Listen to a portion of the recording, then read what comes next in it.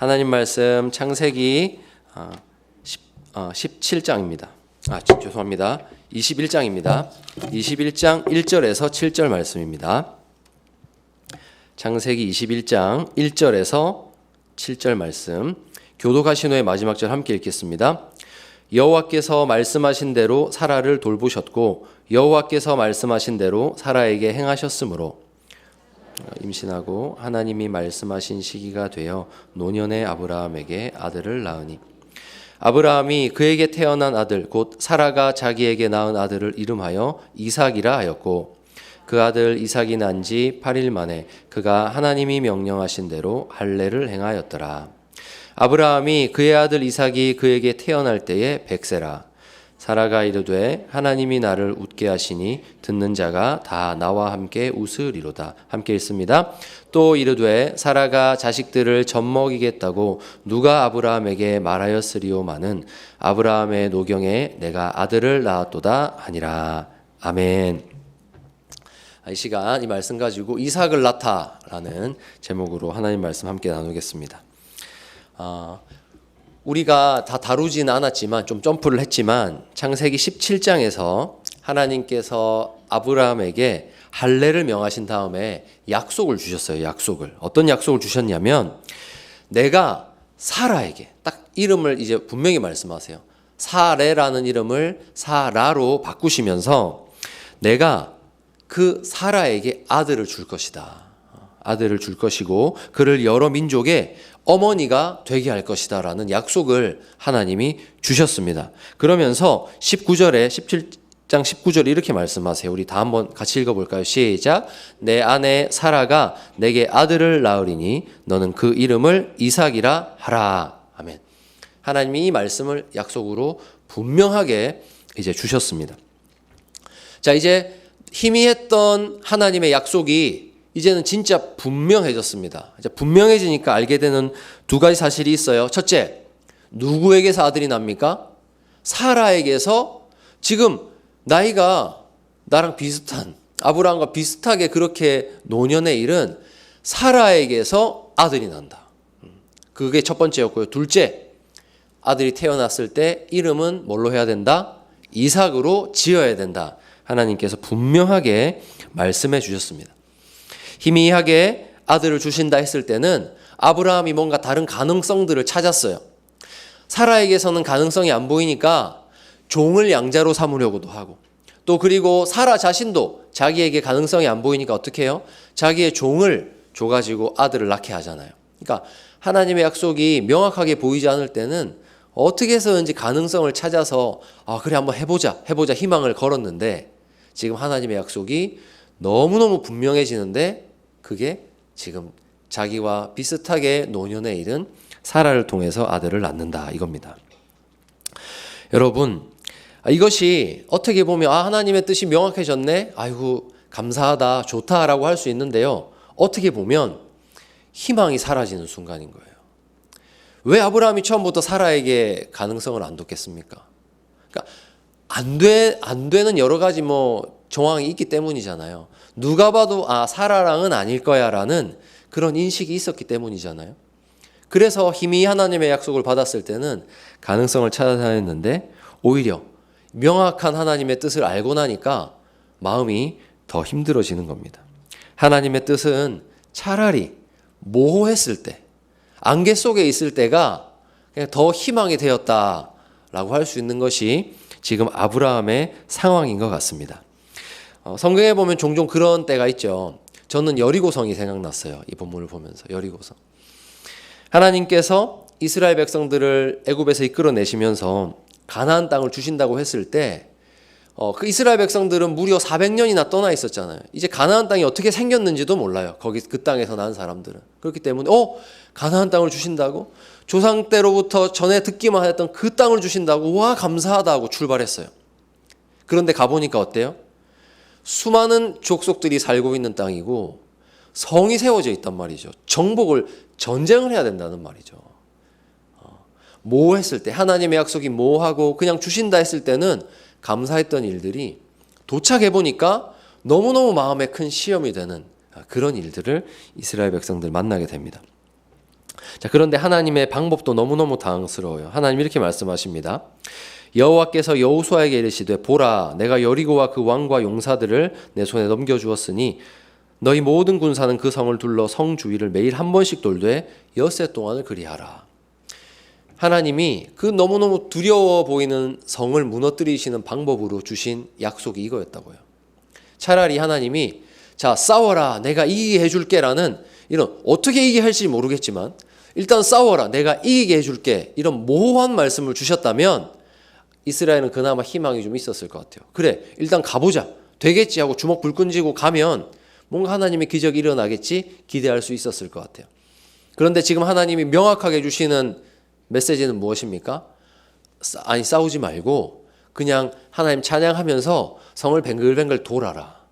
여러분 이거 얼마나 위험한 말씀입니까? 그렇죠? 또 우리 군대를 다녀오신 우리 우리 어르신들은 지금 하나님의 이 말씀이 얼마나 전쟁을 치른다고 봤을 때 얼마나 위험한 것인지, 얼마나 적군 바로 앞에 무방비 상태로 노출된다는 게 얼마나 위험한 건지 아실 거예요. 그러니까 하나님의 뜻이 명확해질 때 이렇게 힘들어지는 순간이 있다는 겁니다. 자, 그런 상황에서 이스라엘 백성들 어떻게 했을까요? 여호수아와 아브라함의 차이가 있어요. 여호수아는요, 진짜 이 말대로 해요. 너무너무 위험하지만 전쟁 이렇게 치르면 안 되지만 하나님이 하라 하시니까 여호수아는 그대로 일단 행동에 옮겼어요. 근데 아브라함은 어떻게 했습니까?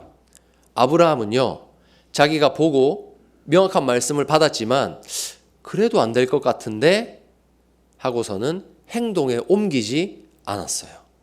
그게 아브라함과 믿음의 조상이라는 아브라함과 여호수아의 차이입니다.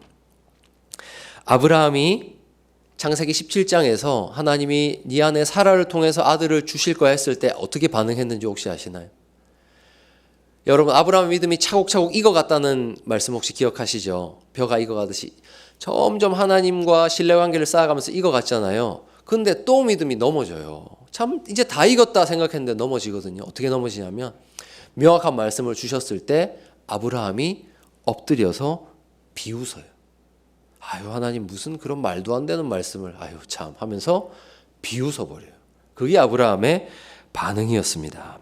17장 말씀 볼게요. 17장 17절에 아브라함이 엎드려 웃으며 마음속으로 이르되 100세 된 사람이 어찌 자식을 낳을까?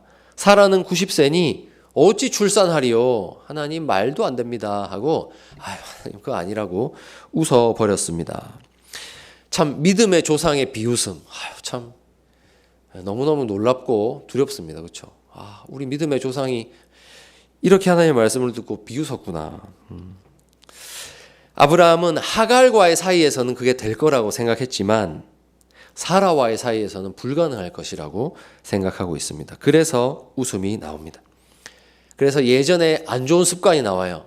마음속으로 비웃는데 그치지 않고 비꼬아요. 또 하나님의 말씀을 비꼬아서 하나님께 투정을 부려요. 어떻게 하냐면 하나님 됐고요. 그냥 지금 태어나서 잘 자라고 있는 이스마엘이나 하나님 앞에 잘 살면 저는 막 그걸로 됐습니다.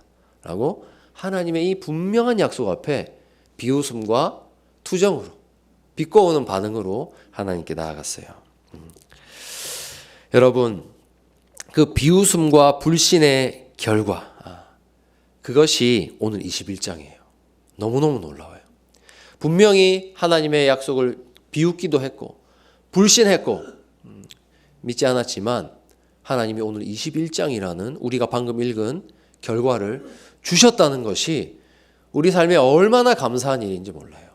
얼마나 위로가 되는 말씀인지 몰라요.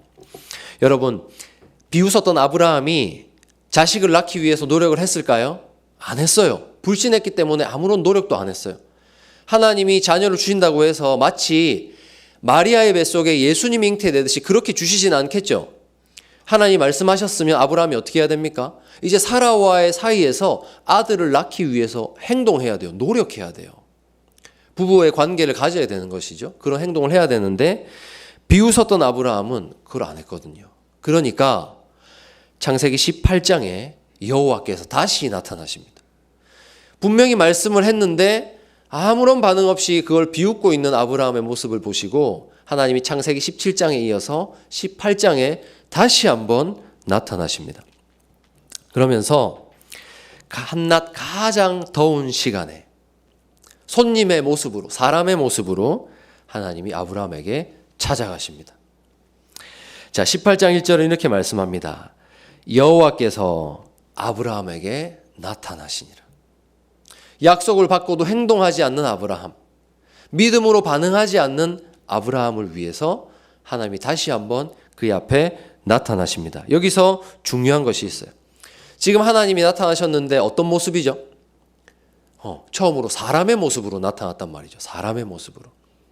아브라함은 늘 저 하늘에 계신 하나님, 음성을 들었던 하나님인데 이번에는 사람으로 나타나셨단 말이죠. 자기랑 똑같은. 아브라함이 그 하나님을 알아볼 수 있었을까요? 못 알아봤을까요? 이게 이제 포인트. 못 알아봤겠죠. 이게 포인트예요. 한번 그렇게 말씀을 살펴볼게요. 자, 여러분, 우리가 창세기를 쭉 읽고 있는데 아브라함의 이야기, 아브라함만 알고 있을 법한 이야기를 읽고 있는데 사실 이 말씀을 기록한 사람은 모세입니다. 모세. 모세가 기록을 하고 있는데요. 이런 거죠. 근데 어떻게 모세가, 훨씬 후대에 태어난 모세가 이 말씀을 기록할 수 있었을까? 출애굽 이후에 하나님께서 성령의 감동으로, 모든 성경은 하나님의 감동으로 기록이 되잖아요. 하나님께서 보여주시고 가르쳐주시는 감동으로 쓰는 거예요. 아브라함은 지금 자기에게 일어난 일이 뭔지 몰라요. 자기가 어떻게 하나님께 반응하고 있는지도 몰라요. 그런데 모세가 이제 성경을 대필하는 사람이 되어서 믿음의 조상의 모습을 보면서 하나님의 관점에서는 이것이 어떻게 보였을까? 이렇게 제3자의 관점에서 보면서 말씀을 기록하고 있는 거예요. 그래서 참 더 신기한 말씀 같아요. 자, 그러면 아브라함이 어떻게 이 하나님을 맞이했을까 한번 보겠습니다. 먼저 아브라함은 잘 몰랐어요. 처음에는 잘 몰랐어요. 아브라함 보기에는 그저 세 사람이 지금 자신 앞에 나타난 겁니다. 특별히 왕의 모습이나 귀족의 모습이 아니었어요. 평범한 나그네의 모습으로 지금 아브라함 앞에 하나님이 나타났습니다. 자, 그런데 그 당시 문화권에서는요, 나그네를 잘 대접하는 그런 관례가 있었어요. 나그네를 홀대하지 않아요. 왜냐하면 자기도 나그네거든요. 내가 누군가에게 도움을 요청했을 때 환대받기를 원하듯이 그 당시 문화권에서는요, 나그네를 아주 잘 대접합니다.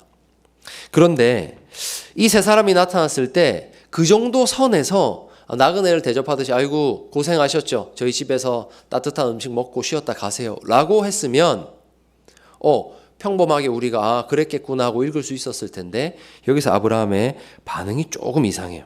친절을 넘어서 너무너무 저자세로 다가갑니다. 이런 말씀입니다. 눈을 들어 본즉 사람 셋이 맞은편에 서 있는지라. 그가 그들을 보자 곧 장막문에서 달려나가 영접하며 몸을 땅에 굽혀 이르되 내 주여 내가 주께 은혜를 입어 싸우면 원하건대 종을 떠나 지나가지 마시옵고 물을 조금 가져오게 하사 당신들의 발을 씻으시고 나무 아래에서 쉬소서. 간청하는 거예요. 주여. 여러분, 지나가는 나그네, 나에게 몸을 의탁하는 나그네지 않습니까? 지금 아브라함은 100세가 다 된 노인이고요. 수많은 종들을 거느리고 있는 거부이고요. 그리고 한 가문의 수장입니다. 쉽게 남에게 고개 숙이거나 엎드리지 않습니다. 그 정도의 어른이에요. 근데 이 어른이 몸을 땅에 굽히고 엎드려서 호칭도 뭐라고 합니까? 내 주여.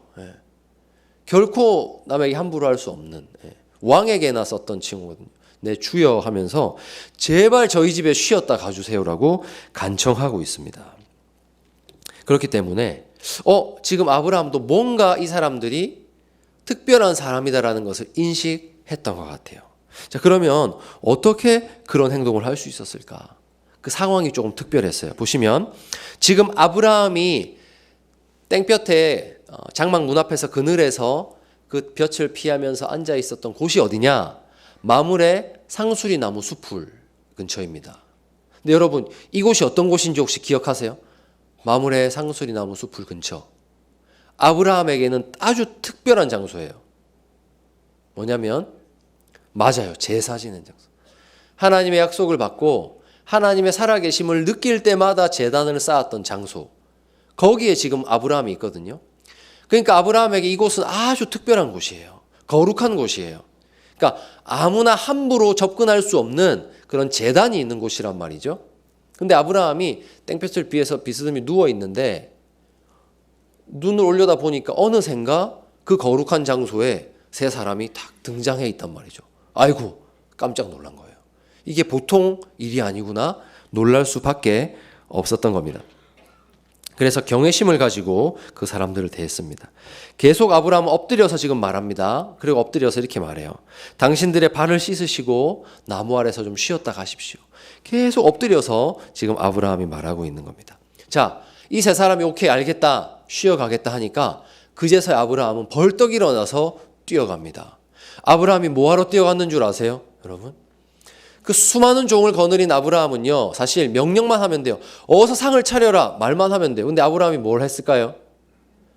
직접 송아지를 잡으러 뛰어가요.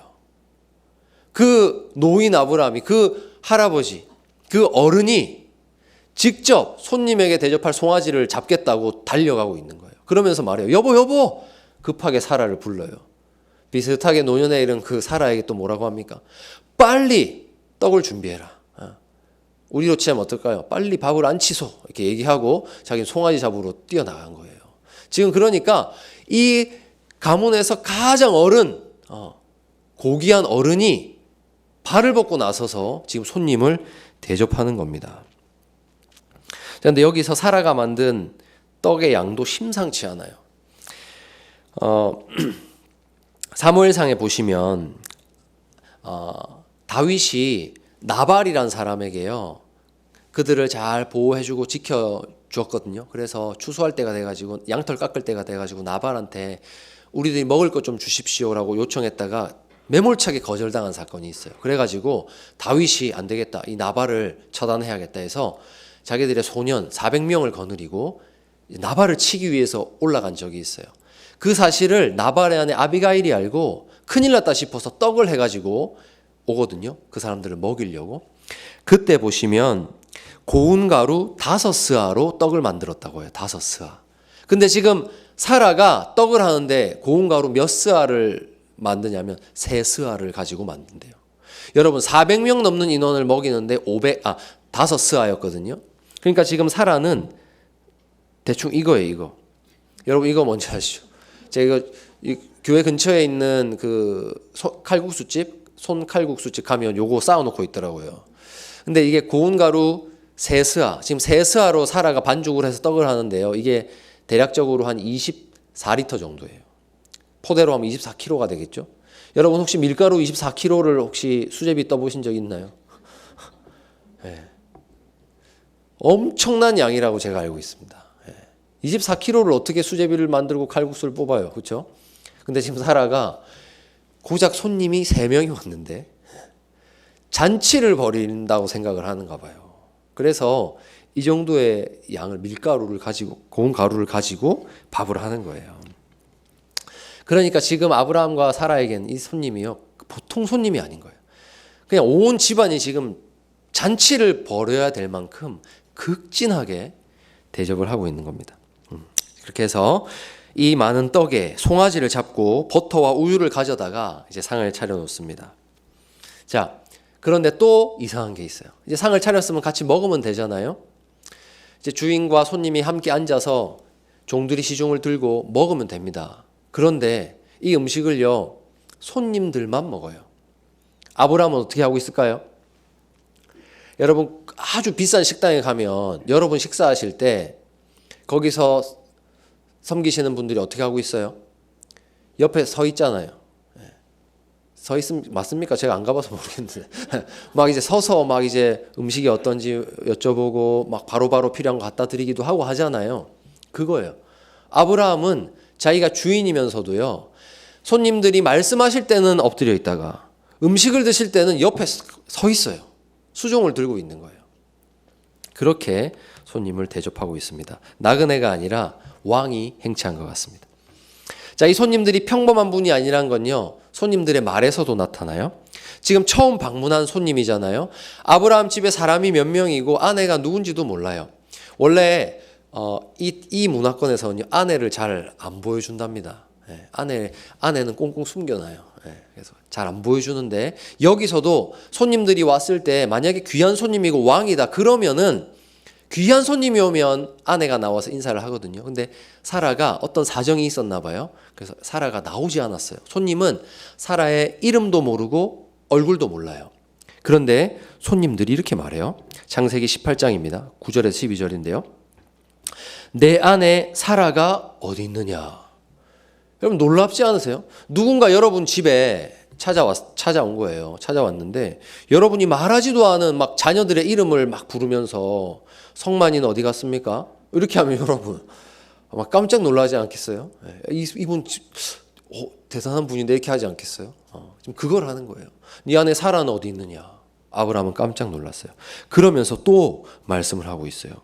내가 내년 이맘때 내가 반드시 내게로 돌아오리니 내 안에 사라에게 아들이 있을 거다. 지금 뭘 아는 거예요? 아브라함의 간절한 필요가 뭔지, 지금 뭘 기다리고 있는지를 이분들이 아는 거예요. 그 정확한 필요를 탁 집어서 말씀을 합니다. 이때 사라는 어디 있었습니까? 장막 문 뒤에 있었어요. 사라가 이제 막 음식도 가져다 내고 하면서 일하면서 그 손님과 남편이 대화를 나누는 그 장막 뒤편에 있었나 봐요. 근데 음성이 들렸겠죠? 근데 그 손님이 이런 말씀을 한 걸 딱 들었어요. 내년 이맘때 네 안에 사라에게 아들이 있을 거야. 사라가 어떻게 했다고 합니까? 빨간 글씨 한번 읽어볼게요. 시작. 사라가 속으로 웃고 이르되 내가 노쇠하였고 내 주인도 늙었으니 내게 무슨 즐거움이 있으리요. 자, 17장에서 아브라함도 웃었고 지금 사라도 어떻게 하고 있어요? 웃어요. 근데 손님이 있는데 막 장막 뒤에서 대놓고 막 호호호 웃진 않았겠죠? 이게 결례죠. 어떻게 웃었대요? 마음속으로 아이고 정말 저 손님이 속 터지는 내 마음도 모르고 정말 저런 말을 하는구나. 웃었어요. 그런데요, 여러분 너무너무 두려운 말씀이 들려와요. 네 안에 사라가 왜 웃느냐? 아브라함은 사라가 저기 있는 줄도 몰랐고 웃은 줄도 몰랐어요. 근데 손님이 말해요. 네 안에 사라가 왜 웃고 있지? 왜 이 말 믿지 않지? 아마 아브라함은 자기의 비웃음이 떠오르지 않았을까요? 맞아. 이 비슷한 말씀 하나님이 얼마 전에 하셨는데 나 그거 말도 안 된다 생각하고 비웃었는데 아내도 똑같이 웃고 있는 거예요. 가슴이 뜨끔했을 겁니다. 자, 그리고 약속을 주십니다. 내년 이맘때 내가 반드시 내게로 돌아오리니 네 안에 사라에게 아들이 있으리라. 자, 돌아오리니 내년 이맘때 이 손님이 돌아온대요. 근데 돌아오면 아들이 있을 거래요.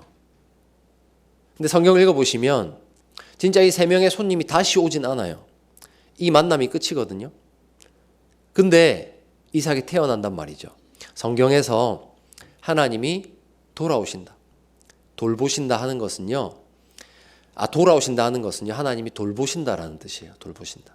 내년 이맘때 내가 널 돌볼 거야. 그러면 아들이 태어날 거야. 손님이 다시 돌아오지 않아도 하나님께서 그 가정을 돌보심으로 아들이 태어날 것이다. 약속을 하고 계십니다. 여러분, 왜 이 두 사람이 웃었을까요? 그토록 하나님을 경험하고 믿음이 자라가고 있던 이 두 사람이 왜 웃었을까요? 그만큼 말이 안 되는 일이었던 거예요. 아브라함은 특히나 남자는 조금 나이가 들어도 자녀를 얻을 수 있잖아요. 막 저도 뉴스 보면 막 70 몇 세 뭐 남성이 뭐 아들을 낳았다 이런 거 뉴스 보기도 하거든요. 그러니까 남성은 그게 가능하대요. 근데 여성은 가능해요? 불가능해요? 이건 불가능이거든요. 네. 그러니까 아브라함은요, 자기의 한계보다 아내의 한계를 더 많이 절감한 거예요. 하나님, 왜 그런 말씀하세요? 저희 아내 진짜 안 되는 거 아시잖아요. 이미 성경에 보면 여성의 생리가 끊어졌다. 이제 그렇게 성경이 말하고 있거든요. 그러니까 생물학적으로 이거는 말이 안 되는 상황인 거죠. 아브라함은 웃을 수밖에 없는 상황이었어요. 무엇보다 사라 자신이 그것이 말이 안 된다는 것을 자기 자신이 더 잘 알고 있어요. 남자들은 사실 또 잘 모르잖아요. 그런 거 진짜 되나? 라고 생각할 수 있는데 여성은 더 잘 알잖아요. 절대로 안 된다라는 것을 사라 자신이 더 잘 알고 있습니다. 그렇기 때문에 너무너무 아들을 갖고 싶었지만 평생 동안 아들이 없었던 사라지만 이 정말 어떻게 보면 축복의 말씀이잖아요. 너무너무 귀한 말씀을 들려주잖아요. 근데 비웃는 거예요. 왜냐?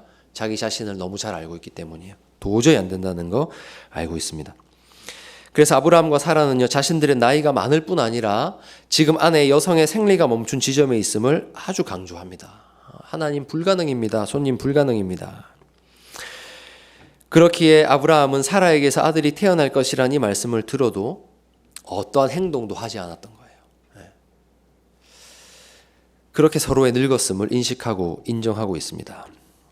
자, 그리고 지금 빨간색 이 말씀을 다시 보시면, 내가 노쇠하였고 내 주인도 늙었으니, 지금 자신의 늙음을 인정하는 거죠.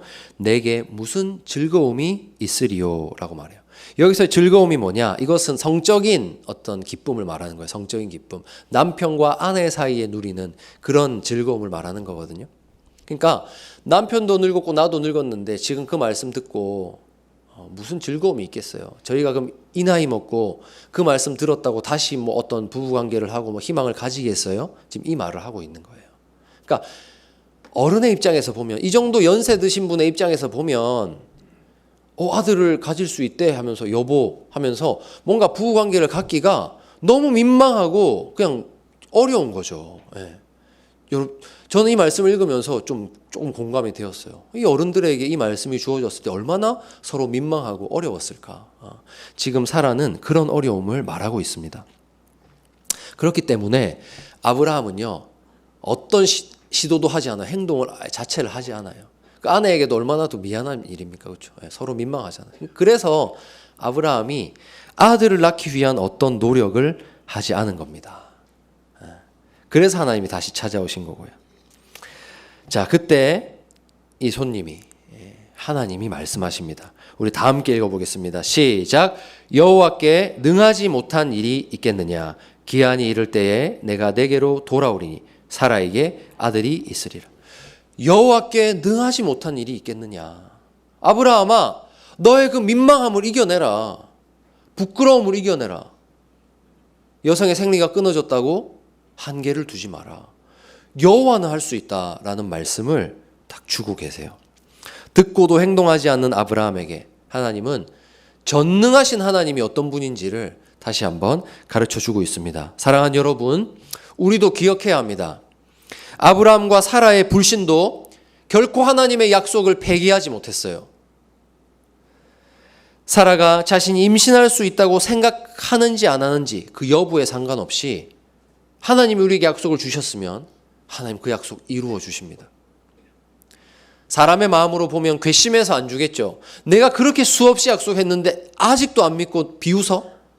사람이라면 주지 않을 거예요.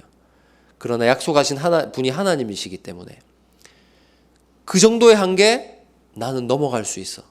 전능하신 하나님이시기 때문에 아브라함과 사라의 그 비웃음과 불순종에도, 불신 가운데서도 하나님은 아들을 주십니다. 그리고 우리가 시간이 지나서 1년 뒤에 그 후에 어떤 일이 벌어졌을까 보게 되는 것이 우리가 읽었던 말씀, 창세기 21장이에요. 자, 그럼 그 사이에는 아브라함이 행동을 했을까요? 안 했을까요? 이제서야 행동을 했어요. 네. 그러니까 그 전에는 사라에게 아들을 준다고 했을 때도 안 믿고 어떤 행동도 안 했잖아요. 근데 1년이 지났어요. 이삭이 태어나요. 저절로 태어났을까요? 하나님이 성령으로 잉태하게 했을까요? 아니에요.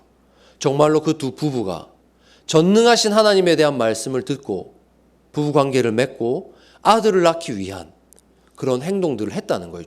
노력을 했다는 거예요. 믿음으로 반응했다는 겁니다. 그래서 1년 뒤에 진짜 아들이 태어나요. 그게 창세기 21장입니다.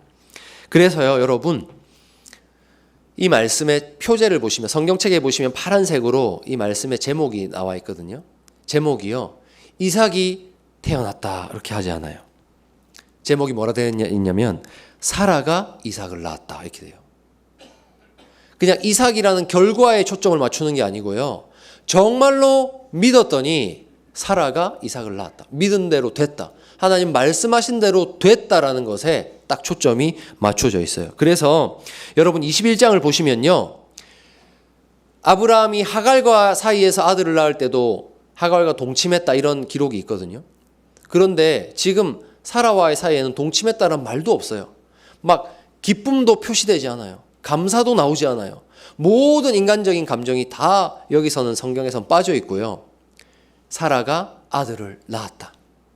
그리고 아브라함이 어떻게 했다라는 하나님의 말씀과 그 앞에서 하나님과 언약을 맺은 사람으로서 아브라함이 어떻게 행동했는지가 아주 담담하게 21장 우리가 읽은 본문에 나와 있어요. 우리 말씀 한번 읽어보겠습니다. 시작. 여호와께서 말씀하신 대로 사라를 돌보셨고 여호와께서 말씀하신 대로 사라에게 행하셨으므로 사라가 임신하고 하나님이 말씀하신 시기가 되어 노년의 아브라함에게 아들을 낳으니. 여러분, 기쁨이 강조됩니까? 감사가 강조됩니까? 지금 뭐가 강조되고 있습니까? 말씀이 강조되고 있는 거예요. 이 짧은 1절에서 2절 사이에 말씀이 3번이나 나온다는 거. 핵심이 말씀하신 대로 되었다라는 겁니다. 여러분, 아브라함과 100세가 된 그 노인이 아들을 낳았다. 우와, 기적이다, 신기하다. 여기에 방점이 있는 게 아니고요. 말씀하신 대로 정말 되는구나. 여기에 강조점이 있는 거예요. 아, 그렇구나. 하나님은 말씀하신 대로 행하시는 하나님이시구나. 사람의 기쁨과 감사, 어떤 감정도 다 억누른 채로 성경이 강조하고 있는 것은 하나님은 말씀하신 대로 이루시는 전능하신 하나님이다. 이것을 말씀하고 있습니다. 우연이 아닙니다, 여러분. 하나님이 말씀하신 그대로 말씀하셨기 때문에 이루어집니다. 자, 그래서 이 말씀 앞에 아브라함은 정말로 하나님의 언약이 이루어지는 시점이잖아요. 그 언약에 맞게 반응합니다. 어떻게 했습니까? 첫째로 이삭이라고 이름을 지어요. 세상에 갖다 붙일 수 있는 가장 존귀한 이름이 무엇일까 고민하지 않습니다. 정해져 있던 딱 그 이름 그대로 바로 지어버립니다. 왜냐? 이게 하나님의 언약을 받은 사람으로서 합당한 반응이거든요. 하나님 말씀하셨을 때 이삭이라 지어라 했거든요. 말씀하신 대로 아들이 태어났기 때문에 이 사람은 그냥 처음부터 이삭이야. 그 정체성이 하나님에 의해서 바로 결정이 된 겁니다. 자, 아브라함이 두 번째 바로 행동을 해요. 언약에 따른 행동을 해요. 뭘 했을까요? 하나님이 언약의 자손을 줄 때 이렇게 하라고 하셨잖아요. 뭡니까? 할례. 이삭이 하나님께 언약을 받고 난지 8일 만에 할례 받은 최초의 사람이에요. 정말 여러분, 제가 지지난주에 강조했죠. 하나님의 언약을 받았다는 것이 누구에게서 드러난다고요? 자식에게 내가 어떻게 하는가에서 드러난다 했잖아요. 그게 내 진정한 믿음이라 했잖아요. 아브라함은요, 자식에게 할례를 행함으로써 이 자식은 하나님의 것입니다. 하나님 말씀하신 대로 주신 언약의 자손입니다. 자기의 신앙을 고백하고 있는 거예요. 그래서 아브라함은요, 막 기쁨에 겨워가지고, 제 친구는요, 제 제일 친한 친구가 있는데 아주 귀한 아들이었거든요. 아주 귀한 독자로 딱 태어났어요. 태어나니까 할아버지가 너무 기쁘셔가지고요, 할렐루야 하고 기절하셨대요. 그만큼 그 아들이 너무 귀해가지고 그랬대요. 여러분, 아브라함이라면 한 3번은 기절해야 되는 거 아니겠어요? 너무너무 기쁨에 겨워서 막 빨리 잔치 준비하느라 정신이 없이 분주할 때인데, 아브라함은 정말 차분하게, 내가 하나님의 언약을 맺은 하나님의 언약 백성으로서 뭘 해야 될지를 알고 차근차근 하나님과의 언약을 지켜나가고 있어요. 그래서 여러분, 우리도 이 말씀을 보면서 한번 기억해 봐야 될 것 같아요. 과연 우리는 하나님의 어떤 말씀을 이렇게 불신하고 있는가? 우리는 하나님의 약속의 말씀을 볼 때 어떤 것은 하나님 정말 나에게 이루시겠구나 믿음으로 받으면서, 또 어떤 것은 하나님 제 나이에 무슨, 하나님 제 처지에 무슨 하면서 어떤 말씀은 여러분이 한계를 두고, 여러분의 처지를 돌아보면서 이건 나에게 어울리지 않아, 한계를 두고 믿지 않고 있습니까? 우린 사라의 모습을 보면서 하나님의 말씀은, 우리가 받은 하나님의 말씀은 정말 말씀하신 대로 이루어진다는 것을 믿어야 합니다. 우리는 얼마나 가능성이란 말로,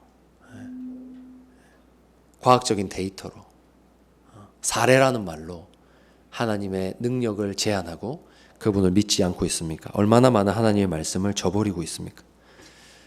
여러분, 말씀하신 대로 되니까요. 드디어 사라가 웃어요.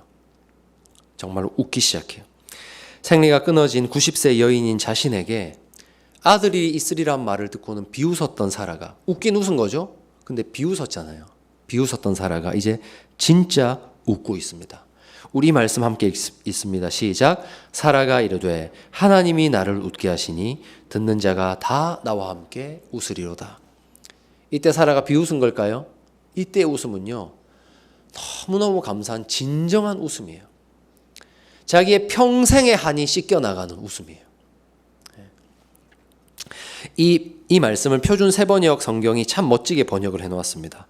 이렇게 했습니다. 사라가 혼자서 말하였다. 하나님이 나에게 웃음을 주셨구나.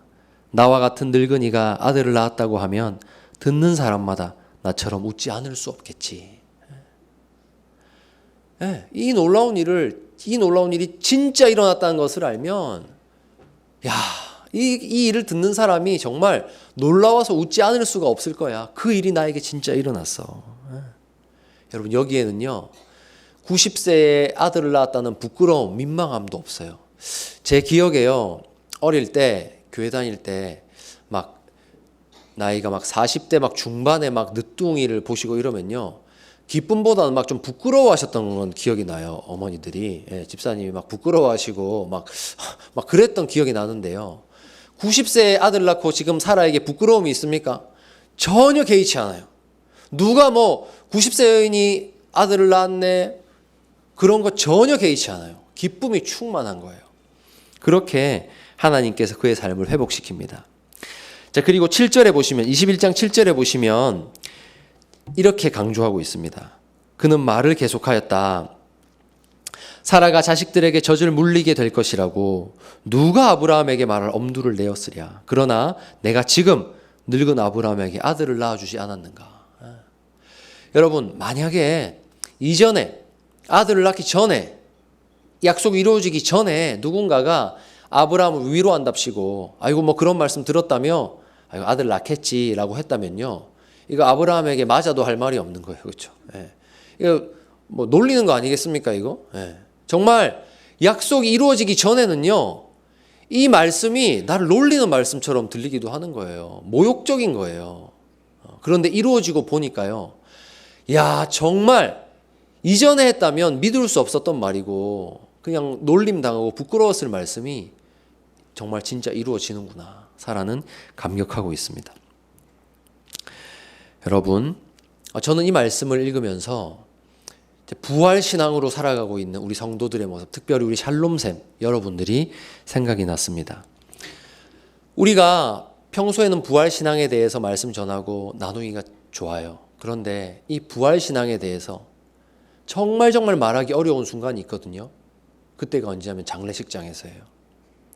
장례식장에서 목사는 가서 부활의 말씀을 증거합니다. 그것이 정말로 위로가 되기 때문이에요. 전하긴 전하는데요, 정말 죽은 이를 앞에 두고 눈물 흘리고 있는 성도를 볼 때요, 정말 아직 이루어지지 않았고 우리가 정말 소망하고 있는 이 말씀만 먼저 전하기가요, 너무너무 민망해질 때가 있어요. 그것은 저의 믿음이 부족하기 때문이기도 하고요, 우리의 처지가 아마 아브라함과 사라의 처지이기 때문이 아닌가 싶습니다. 죽은 자를 땅에 묻고 이 하나님의 말씀이 우리에게 들려올 때 정말 부활의 신앙 내가 가지고 있고 분명히 믿지만, 정말 하나님 그렇게 하실 것을 믿지만, 그 부활하리라는, 성도들이 다시 일어날 것이라는 이 말씀이 얼마나 지금 아브라함과 사라가 받듯이 그렇게 좀 믿어지지 않는 말씀으로 그 당시에 다가오겠어요. 하지만 여러분, 이 말씀의 결론이 무엇입니까? 말씀하신 대로 된다. 하나님이 우리에게 예수 그리스도 안에서 새로운 생명 주시고 부활을 약속하셨다면요, 여러분, 보이지 않아도, 아무리 세상 사람들이 부활을 믿고 살아간 우리를 비웃어도 우리는 다시 일어나서 사라처럼 웃을 거예요. 그때 진정한 우리의 웃음이 회복될 것입니다. 여러분, 사라가 이 웃음으로 웃기까지 아팠던 세월이 얼마입니까? 평생을 한이 맺힌 채로 살았습니다. 아들을 낳지 못했다는 이유로 서름을 당했습니다.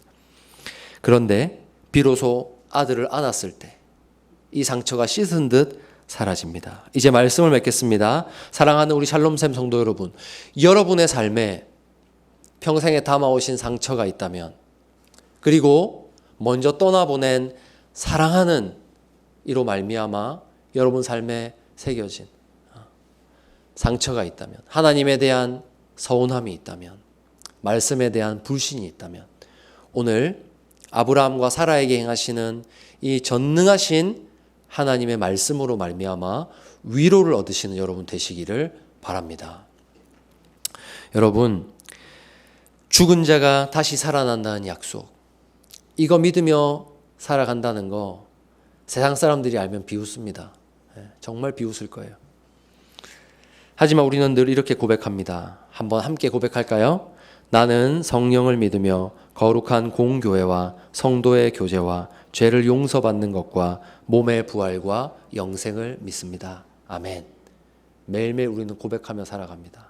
전 이것이요, 100세 된 아브라함이 아들을 얻으리라는 말씀보다 더 믿기 힘든 말씀 같아요. 비웃는다면 우리도 수도 없이 비웃었을 말씀 같아요.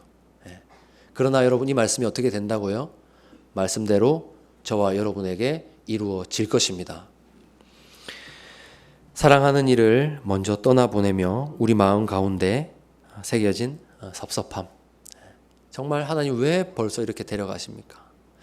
그런 섭섭함. 과연 하나님 그렇다면 진짜 말씀하신 대로 진짜 내 사랑하는 아내, 남편 다시 일어날 수 있습니까? 하는 의심. 약속을 받았으나 먼저 떠나는 이들을 땅에 묻으면서 정말 이 약속의 말씀이 너무나 흔들리는 현실을 경험하기 때문에 우리는 아브라함과 사라처럼 하나님을 불신하게 됩니다. 그러나 여러분 기억하십시오. 사라가 비웃었다고, 아브라함이 비웃었다고 이삭이 태어나지 않았습니까? 아닙니다. 그들은 비웃고 불신했지만 언약을 주신 하나님께서 그 일을 이루셨습니다. 여러분, 우리의 인생은 늘 흔들립니다. 믿음의 조상보다 훨씬 더 흔들립니다. 부활의 소망을 갖고 있다 하지만 믿지 못할 때가 많습니다. 그러나 여러분, 우리의 이 작은 믿음 보시고 하나님께서는요, 흔들리는 우리를 아시고 약속하신 대로 정말 놀라운 부활의 날을 우리에게 허락하실 것입니다. 그제서야 우리의 눈물은 씻어질 겁니다. 아마 이렇게 될 것 같아요. 천국 가면 저는 이런 모습이 참 많지 않겠나 한번 상상해봐요. 너무너무 보고 싶었던 내 사랑하는 남편, 아내, 내 가족들을 천국에 얼마나 사람이 많겠어요. 누구야 이름 부르면서 찾아다녀가지고 얼싸안고 우리는 이런 미소를 그때 짓지 않겠나 생각해 봅니다. 이 땅 가운데서는 우리가 웃어도 진정한 웃음은 아닐 거예요. 하나님의 말씀이 이루어지는 그날에, 부활의 그날에 우리는 얼싸안고 진정한 웃음으로 말씀대로 우리 삶에 역사하신 하나님을 노래하게 될 것입니다. 그러므로 오늘 여러분 삶에 한계 지워진 모든 것, 세상이 안 된다고 하는 모든 것들 여러분 떨쳐내시고 하나님의 약속의 말씀을 붙드시고 그 약속대로 하나님께서 여러분 삶에 복 주시고 이루신다는 사실을 믿는 믿음으로 살아가시는 우리 모든 샬롬샘 성도님들 되시기를 주님의 이름으로 축원합니다. 기도하겠습니다. 하나님 아버지 감사합니다. 저희의 비웃음에도 저희의 불신에도 저희에게 놀라운 복을 베풀어 주시는 하나님을 찬양합니다. 오늘도 저희가 날마다 읽고 있는 이 하나님의 말씀이 사실 너무나 비현실적이어서 나의 삶과 동떨어져 있어서 하나님을 불신했던 것들을 용서하여 주시옵소서. 나의 삶에 너무나 빨리 한계를 만들어버리고 세상이 말하는 소리에 귀를 기울이느라 하나님의 약속에서 멀리 떨어져 있던 우리를 하나님 용서하여 주시옵소서. 이 시간 오늘 창세기 말씀을 통하여서 다시 한번 전능하신 하나님, 말씀하신 대로 행하시는 하나님 앞에 저희가 섭니다. 오늘 여러 가지 삶의 한계로, 어려움으로 마음속에 근심이 가득하고 진정한 웃음을 짓지 못하는 우리 샬롬샘 성도들이 있다면 하나님 찾아가셔서 말씀이 응하는 그날을 허락하여 주시고 하나님께서 반드시 우리 삶에 부활의 날을 허락하신다는 사실을 믿음으로 말미암아 이 땅에서 흔들리는 믿음 붙잡고서 끝까지 하나님을 따르는 우리 믿음의 성도들 될 수 있도록 은혜에 더하여 주시옵소서. 그래서 우리가 이 하나님을 바라고 소망할 때에 마침내 우리 주님 다시 오시는 부활의 그날에 사랑하는 이들을 얼싸안고 눈물을 흘리며 오늘 살아가 지었던 이 웃음으로 하나님 앞에 서기를 기대합니다. 하나님 그날을 우리에게 허락하여 주시옵소서. 모든 것 감사드리며 우리 구주 예수님의 이름으로 기도합니다. 아멘. 이제는 우리 구주 예수 그리스도의 은혜와 하나님의 사랑과 성령의 교통하심이 모든 삶의 한계와 어려움들을 떨쳐내고 하나님께서 우리에게 진정한 웃음을 회복시키실 그날까지 믿음으로 달려가기를 소원하는 우리 모든 샬롬샘 성도들과 샘물교회 위에 지금부터 영원토록 함께 있을지어다. 아멘. 안녕하세요. 시간이 조금 지났습니다. 빨리 준비해 주시고 춥지 않아요? 하나, 둘, 하나, 둘, 하나, 하나, 둘, 하나, 둘, 하나, 둘, 하나, 둘, 하나, 둘, 하나, 둘, 하나, 둘, 하나, 둘, 하나, 둘 풀어주시고 하나, 둘, 셋, 넷, 하나, 둘, 셋, 넷. 이제 우리 다음 1시간 남았을 거예요. 오늘은 지금까지 했는 이 체조 순서 아시죠? 목 운동, 어깨 운동, 허리 운동, 등배 운동, 다리 운동, 스트레칭이에요.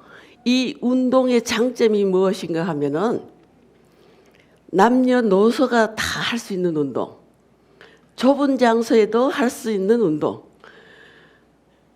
운동 시간은 짧은데 비하여 운동량이 많다는 거, 그 다음에 자세를 교정해주는 역할을 하는 체조입니다.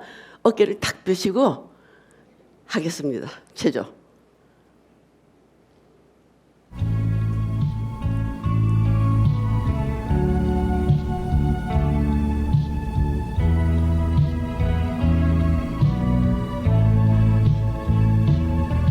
쭉, 쭉, 크게 머리 앞으로, 뒤로, 오른쪽, 왼쪽, 휘돌리기 하나,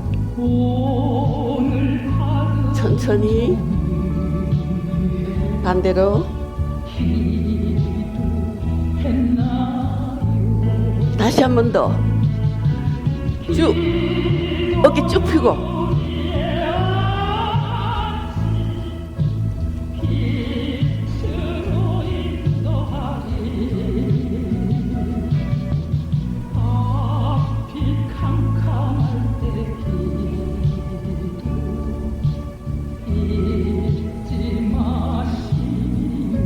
어깨 운동 뒤로 많이 크게 반대로 안쪽으로 어깨 많이 올리고 좀 더 크게 하기 위해서 앞으로 반대로 하나 둘 셋 더 크게 쭉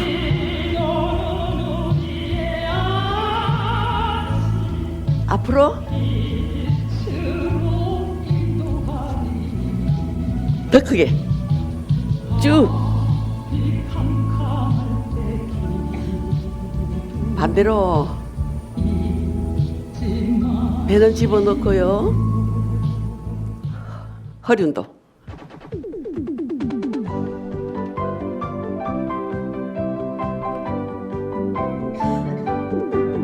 당신은 지금 어디로 가? 크게 무겁게 이 세상 어디 쉴 곳 있나요? 머물 곳 팔을 많이 허리 돌리기 예수 앞에는 한식이 있어요. 평안이 넘쳐요. 십자가 오열 믿는 자마다 구원이 구원을 받아요. 더 크게 합니다. 쭉. 예수 믿으세요. 예수 믿으세요. 예수 믿으세요. 예수 믿으세요. 다시 한번. 당신은 오늘 누굴 만났나요? 위로받았나요? 이 세상 누가 나를 대신하여 목숨 버렸나요? 크게. 고통의 멍에 벗어버리세요. 예수 이름으로 마음은 열고 주님 만나세요. 기쁨이 넘쳐요. 크게. 예수 믿으세요. 잘하시네요. 예수 믿으세요. 예수 믿으세요. 예수 믿으세요. 한 번 더. 예수를 달리기 합시다. 배우게 되니 어깨는 펴고 허리는 돌리고. 넘쳐요. 어둠 거치고 새날이 내린 행복이 넘쳐요. 이전에 없던 평안을 얻으니 찬송이 넘쳐요. 샘솟는 기쁨 전해주어요. 예수 이름으로 크게. 예수 믿으세요. 크게 돌려보세요. 예수 믿으세요. 예수 믿으세요. 예수 믿으세요. 등배 운동.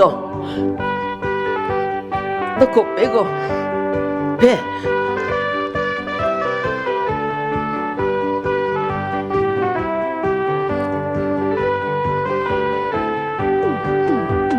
구주의 십자가 보혈로 죄 쭉. 씻음 받기를 원하네. 위로. 내 죄를 씻으신 주 이름 찬송합시다. 아래로. 찬송합시다. 찬송합시다. 위로. 내 죄를 씻으신 주 이름 찬송합시다. 앞으로 쭉쭉. 쭉. 내 약을 속하여 주신 쭉. 주 내 속에 들어와 계시네. 땡기고.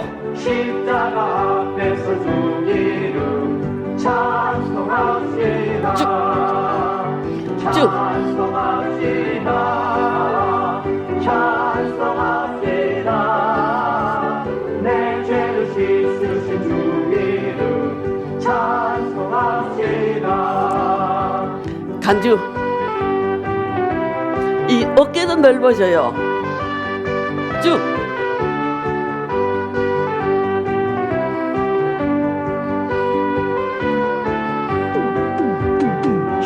뒤로 많이. 뒤로 많이. 날 씻어 정하게 하시네. 위로. 내 깊은 정성을 다하여 찬송합시다. 아래로. 찬송합시다. 찬송합시다. 위아래로. 하나. 둘. 찬송합시다. 숨쉬기. 크게. 뒤꿈치 들기. 나의 등 위에서 나를 보시는 주 나의 이거 집에서 해보시나요? 꼭 하세요. 걸을 수 있는 방법이에요. 매일처럼 주저앉고 싶을 때 나를 어깨를 펴세요. 어깨를. 이 팔뚝 뒤로 많이 가게. 일어나 걸어라 내가 새 힘을 주리니 일어나 너 걸어라 내 너를 보리 소리 질러.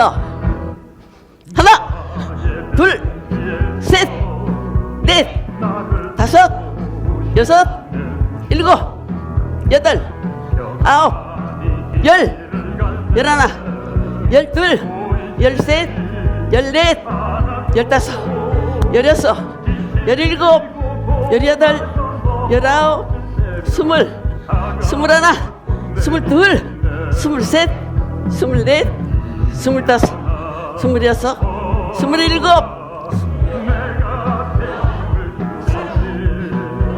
27, 적어요. 33, 36, 37, 38, 30.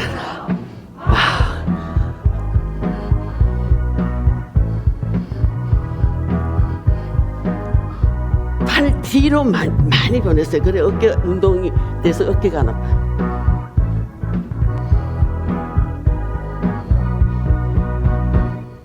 나의 등 위에서 나를 이 120분 굉장히 큰 운동 하신 겁니다. 때때로 뒤돌아보며 여전히 계신 주 잔잔한 미소로 바라보시며 나를 재촉하시네.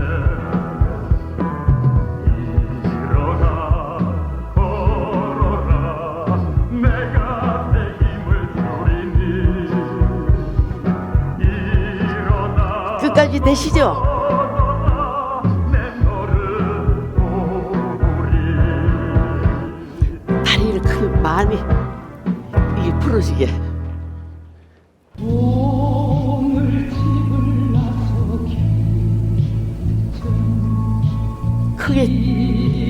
크게 다시 한번.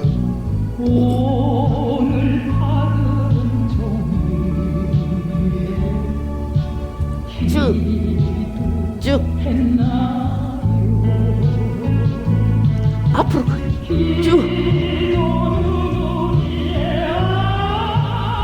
뒤로 붙였다가 핀 채로 다시 한 번 더 쭉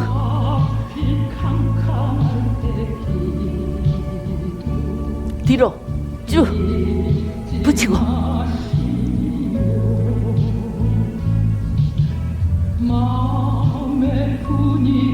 한쪽 다리에만 힘줘 보세요. 몸은 똑바로 나보고 반대로 구부렸다가 쭉 펴고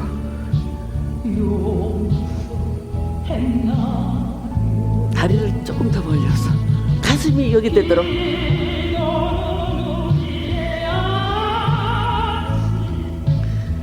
같은 방향이야. 반대 방향으로. 그렇죠.